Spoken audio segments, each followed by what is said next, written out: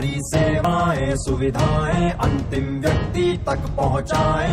ऊपर से कोई हुक्म न आए, क्या करना है लोग बताएं। हो खुद अपनी योजना बनाएं।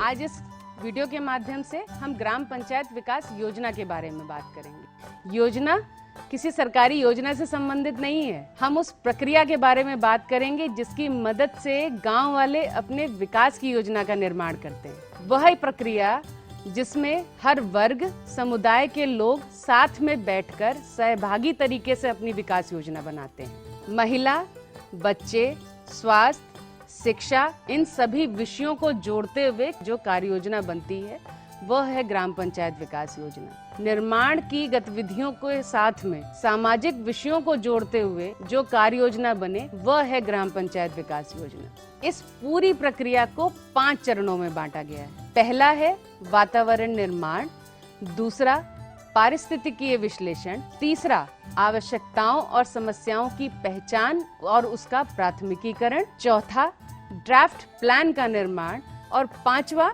तकनीकी, वित्तीय एवं प्रशासनिक स्वीकृति। अब हम पहले चरण पे बात करेंगे।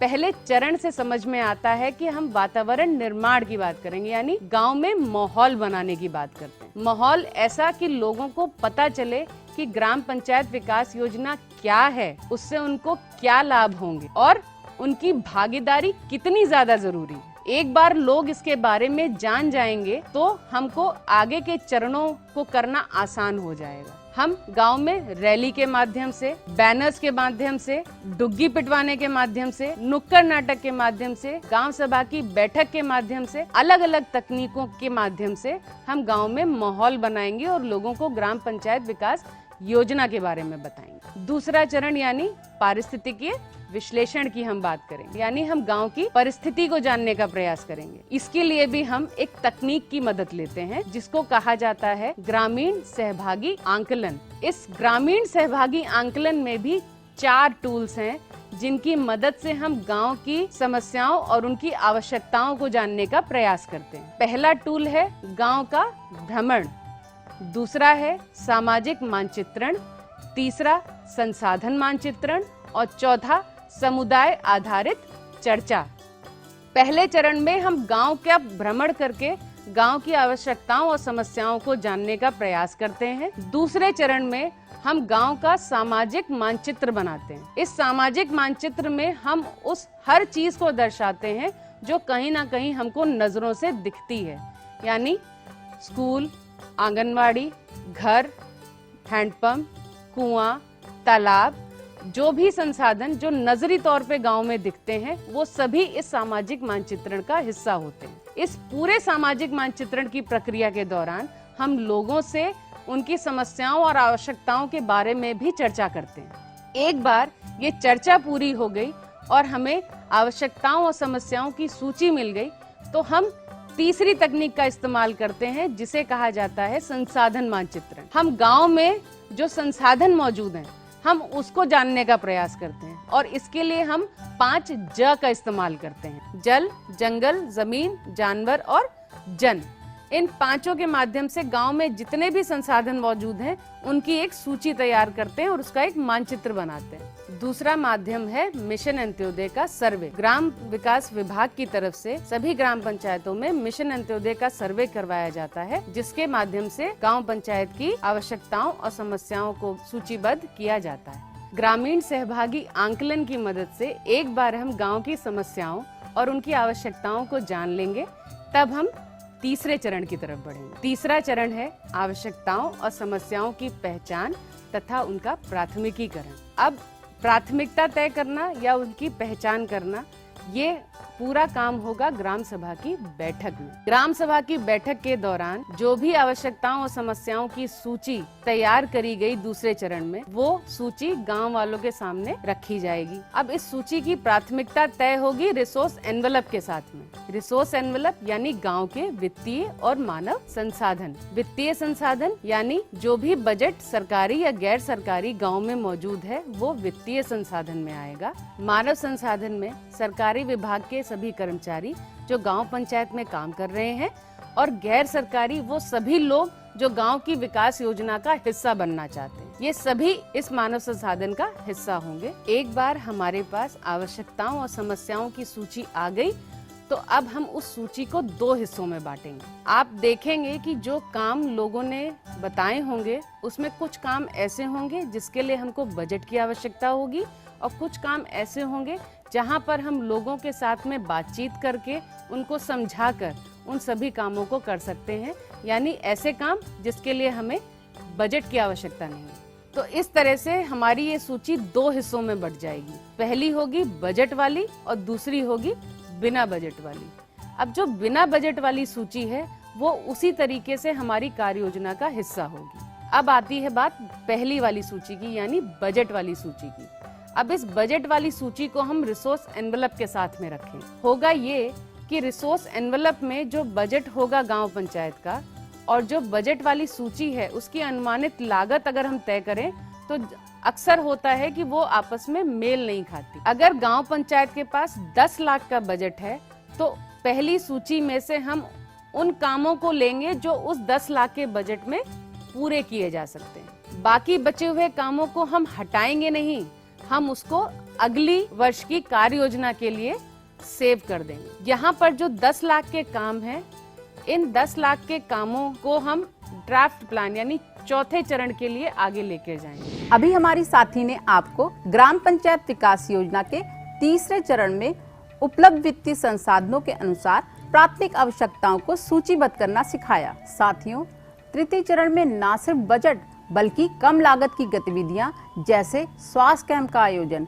सामुदायिक पेयजल स्रोतों की जल की जांच, पंचायत कार्यालय के संचालन में आने वाला व्यय, सफाई अभियान के आयोजन में आने वाला व्यय, आपदा राहत जैसे कोविड संक्रमण की जागरूकता हेतु नारा, दीवार लेखन, मुनादी आदि न सिर्फ मानव बल्कि पशुओं की जांच अथवा कृषि सुधार के लिए भी कैंप का आयोजन जैसी गतिविधियों को अवश्य सम्मिलित करें। बिना लागत की गतिविधियों में हम वार्डवार बैठक करके सामाजिक कुरीतियों पे चर्चा, महिलाओं का टीकाकरण, शौचालय उपयोग, पर्यावरणीय स्वच्छता, साफ सफाई आदि पर चर्चा कर उनको सम्मिलित कर सकते हैं। अब हम आते हैं चतुर्थ चरण यानी ड्राफ्ट कार्य योजना के निर्माण में। निर्माण कार्यों को सम्मिलित करते हुए 4 प्रमुख बिंदुओं को चार्ट के रूप में तैयार कर लेंगे। इन 4 बिंदुओं में पहला है तृतीय चरण में सूचीबद्ध की गई गतिविधियां। दूसरा है वह गतिविधियां किस क्षेत्र को समाहित करती हैं, जैसे स्वास्थ्य, शिक्षा, सामाजिक आर्थिक सुधार, पेयजल आदि। तीसरा बिंदु है गतिविधि में कितनी धनराशि लगेगी और चौथा है वह धनराशि किस योजना या किस स्रोत से प्राप्त होगी। इस प्रकार से इस चरण के अंत तक हमारे पास पूरा खाका आ जाएगा कि हम कौन सी गतिविधि किस बजट से करेंगे। इस 5वें चरण में हम ड्राफ्ट कार्य योजना पर प्रशासनिक स्वीकृति पे बात करेंगे।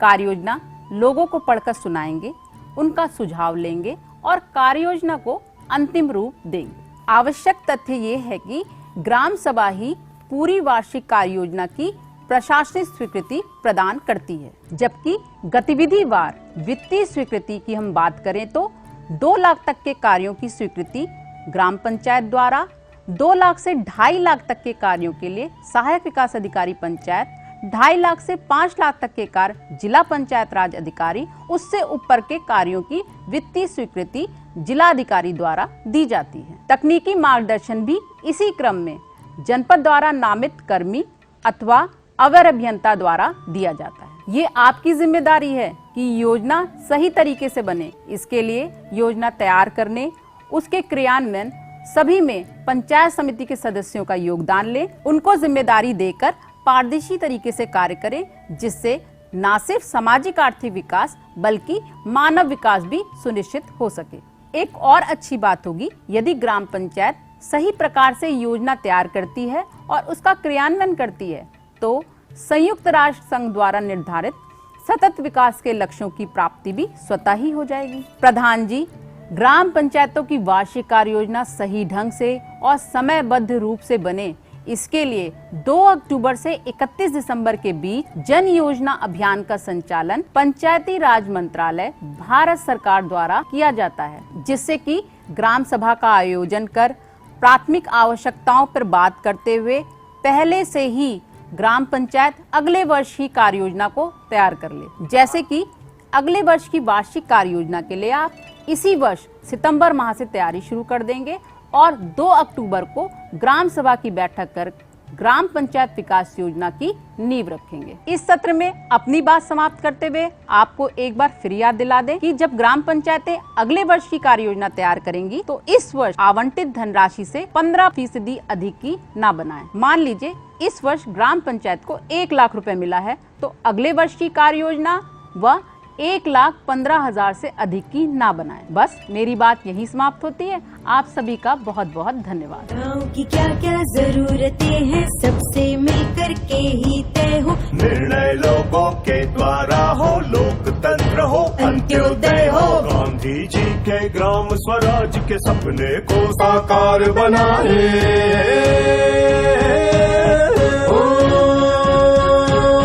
खुद अपनी